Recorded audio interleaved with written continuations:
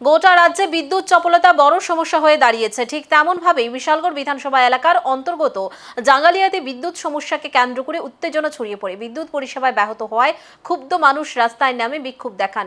পরে পরিস্থিতি উত্তপ্ত হলে পুলিশের গাড়িতে হামলা চালানো হয়, এমনকি গাড়ির চালককেও মারধর করা হয় বলে অভিযোগ। ঘটনাস্থলে উপস্থিত হন বিধায়ক সুশান্ত দেব। তিনি বিক্ষুব্ধ জনতাকে শান্ত করে পরিস্থিতি নিয়ন্ত্রণে আনেন। সংবাদ মাধ্যমে প্রতিক্রিয়া দিতে গিয়ে বিধায়ক দাবি করেছেন বিদ্যুতের সমস্যা দ্রুত মিটবে। রাস্তার মাথা এলাকায় নতুন স্টেশন তৈরি হলে সমস্যার স্থায়ী সমাধান হবে। না, অ্যাকচুয়ালি আমরা তো দেখেছি সন্ধ্যা থেকেই একটা প্রবলেম হচ্ছিল আমাদের যে মেইন লাইনে, যেটা ইউনিভার্সিটি সংলগ্ন, এখানে একটা সমস্যা হয়েছিল। পুরো কানেকশন পড়ে গিয়েছিল মাটিতে।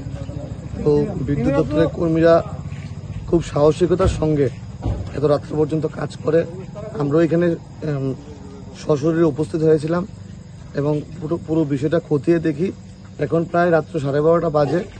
বিশালগড়ের প্রায় মোটামুটি সব জায়গাতে এই সাবস্টেশন থেকে যেখানে যেখানে কারেন্ট দেওয়া হয় সবখানে, দুর্গানগর, কদমতলী, বিশালগড় বাজার, চেলিগড়া, সবখানে বিদ্যুৎ দেওয়া হয়েছে।